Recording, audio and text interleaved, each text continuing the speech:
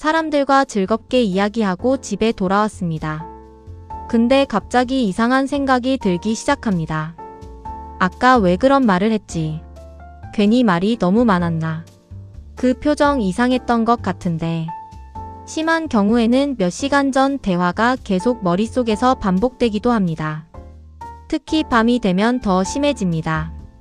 신기하게도 사람들과 같이 있을 때는 괜찮았는데 혼자 집에 돌아오는 순간 갑자기 후회가 밀려옵니다. 사실 이런 경험은 생각보다 굉장히 흔합니다. 그리고 이건 단순 성격 문제가 아니라 인간 뇌 구조와 관련이 있습니다. 오늘은 왜 사람들은 대화를 하고 난 뒤 갑자기 후회하게 되는지 이야기해 보겠습니다. 우선 인간의 뇌는 원래 사회적 평가에 굉장히 민감하게 만들어져 있습니다. 왜냐하면 인간은 혼자 살아남기 어려운 동물이었기 때문입니다. 과거 인간에게 집단은 생존 자체였습니다. 무리해서 미움받거나 배척당하면 실제로 생존 가능성이 낮아졌습니다. 그래서 인간 뇌는 자연스럽게 내가 이상하게 보이지 않았을까 계속 확인하도록 발달했습니다. 쉽게 말하면 우리 뇌는 원래 타인의 반응을 과하게 신경 쓰도록 설계된 겁니다. 특히 사람들과 대화할 때 뇌에서는 엄청 많은 작업이 동시에 일어납니다. 상대 표정 읽기, 말의 의미 해석하기, 분위기 파악하기, 내 말이 어떻게 들릴지 예측하기. 심리학에서는 이런 능력을 사회적 인지라고 부릅니다.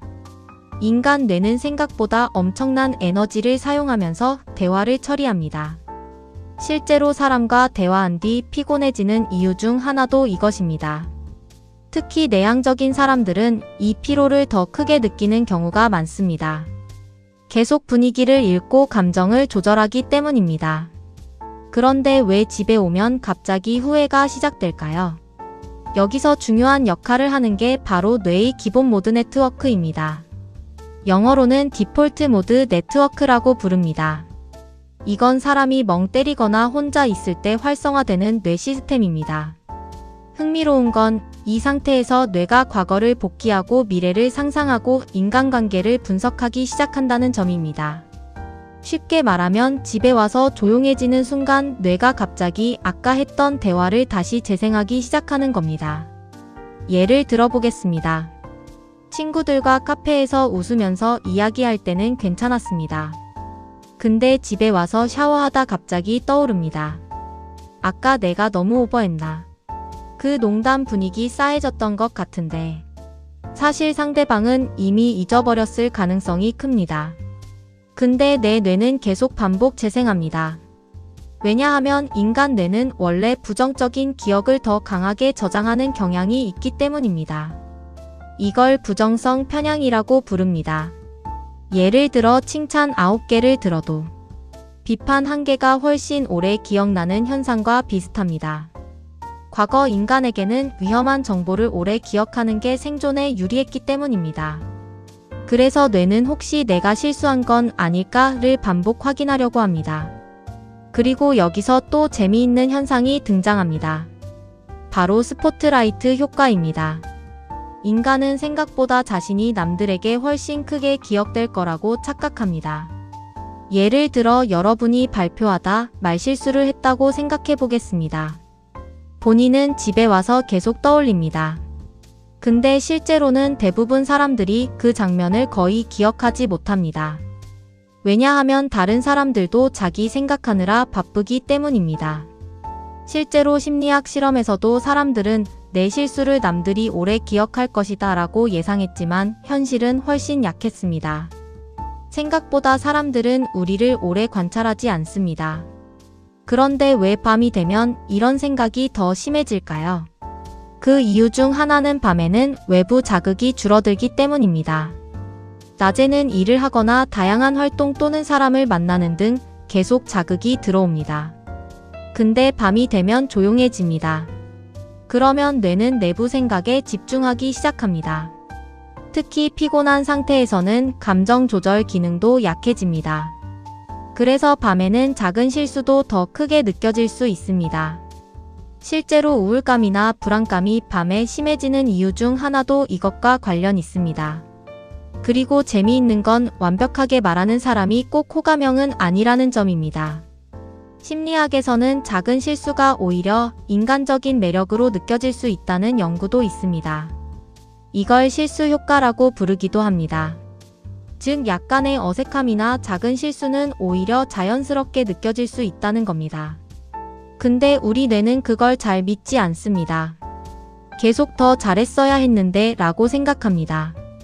결국 집에 와서 갑자기 후회가 밀려오는 건 이상한 일이 아닙니다. 오히려 인간 뇌가 원래 그렇게 작동하기 때문입니다.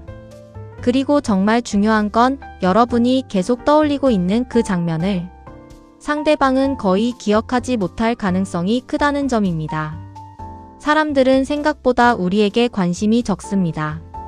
어떻게 보면 조금 슬프지만 오히려 마음 편한 사실이기도 합니다.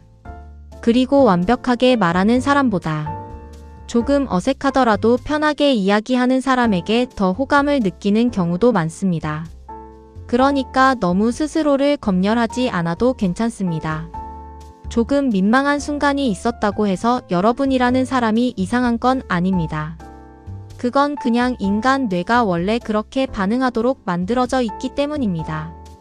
그러니까 다음에 그런 생각이 들더라도 내 뇌가 또 생존 모드로 과하게 반응하는구나 정도로 생각하는 게 오히려 도움이 될 수 있습니다.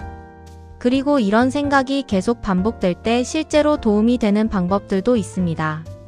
첫 번째는 머릿속에서만 생각하지 않는 겁니다. 왜냐하면 생각은 머릿속에만 있으면 점점 과장되는 경향이 있기 때문입니다. 실제로 심리학 연구에서도 글로 적는 행동은 감정 정리에 도움이 되는 경우가 많았습니다. 예를 들어 내가 왜 민망했는지, 실제로 어떤 일이 있었는지를 적어보면 생각보다 별일 아니었다는 걸 느끼는 경우가 많습니다. 두 번째는 상대 입장에서 생각해보는 겁니다. 만약 친구가 여러분처럼 조금 말실수를 했다고 가정해보겠습니다. 여러분은 그 친구를 하루 종일 이상하게 생각할까요? 대부분은 아닐 겁니다. 오히려 그럴 수도 있지 하고 넘어가는 경우가 많습니다. 근데 이상하게 인간은 자기 자신에게만 훨씬 엄격합니다. 세 번째는 몸을 움직이는 겁니다. 생각이 계속 반복될 때 산책이나 가벼운 운동이 실제로 도움이 되는 경우가 많습니다. 왜냐하면 운동은 스트레스 호르몬인 코르티솔을 낮추는데 도움을 줄 수 있기 때문입니다.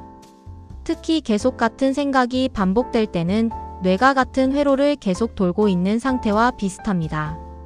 그때 몸을 움직이면 주의가 바뀌면서 생각 루프가 약해질 수 있습니다. 네 번째는 완벽한 대화를 기대하지 않는 겁니다. 사실 자연스러운 인간관계는 완벽한 말보다 약간의 어색함이 섞여 있는 경우가 훨씬 많습니다. 오히려 너무 계산된 대화는 사람을 더 피곤하게 만들기도 합니다. 그리고 마지막으로 중요한 건 지금 떠오르는 그 민망한 장면도 대부분 시간이 지나면 희미해진다는 점입니다. 지금은 크게 느껴져도 몇 주 뒤에는 기억도 잘 안 나는 경우가 많습니다. 우리 뇌는 원래 현재 감정을 실제보다 크게 느끼는 경향이 있기 때문입니다. 그러니 너무 자신을 몰아붙이지 않아도 괜찮습니다. 그리고 대부분의 사람들도 여러분처럼 비슷한 후회를 하며 살아갑니다. 오늘도 영상 봐주셔서 감사합니다.